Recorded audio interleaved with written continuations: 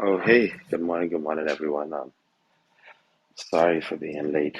I was up late last night working. It's got a late start. Um, can I still read, Nikita? Is that okay? Yes, I don't yes, know. go I ahead. don't know when I got in. Go ahead. All right, all right. I want to read this morning from the third book of John, 1 and 11, um, and also the second book of John, 1, 5 through 6. Third John says, "Dear friend, don't let this bad example influence you. Follow only what is good. Remember that those who do good prove that they are God's children, and those who do evil prove that they do not know God." And Second John 1, 5 through 6 says, "I am writing to remind you, dear friends, that we should love one another. This is not a new commandment, but one we have had from the beginning. Love means doing what God has commanded us, and He has commanded us to love one another, just as you heard from the beginning." And today, I am just I'm just most grateful for God's love and God's favor. Just this reminder, you know. Um,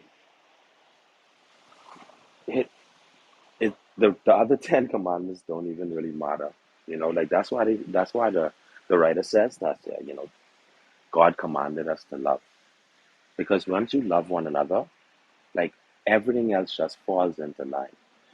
And sometimes it gets hard, because people will do certain things to you, or you'll feel hurt, or you'll feel broken, or sometimes it's just the world becomes so cold around you that it makes it hard for you to love. But that's something that we always have to look towards God for, because He's our strength, He's our rock, He's our provider. But most importantly, we are connected to Him, you know, and the reason and how we are connected to Him through the Holy Spirit. It it shows us that like we already have this seed of love planted in us, and that's why the author tells us in this one particular part, right, where he says that, "And those who do evil prove that they don't know God." Because God ain't gonna never do nothing evil. Period. Every single thing that He does is gonna be out of love. Like every single thing. No matter how bad the circumstance it is. Sometimes one is have to hurt to save 1,000. And only God could understand that. Like it don't make sense to us. When we lose a loved one, when we lose a job, anything that happens around us that we think is like life crushing and devastating, it all has some impact on someone else. You know, like I I've been witnessing to so many people this week, and it just came out of nowhere. You know, and so whatever circumstance it is, and if I had to sacrifice for it just for God to get His point across, then that's just how it is. That's just it's when you understand that we have a greater purpose, and when we understand that our greater purpose always gonna involve love.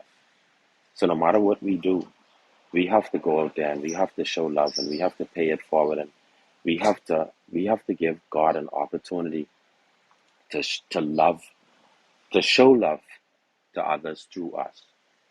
So thank you again, Nikita. Didn't want to take up too much time. I woke up a bit late, but I promise I'll try to be early tomorrow.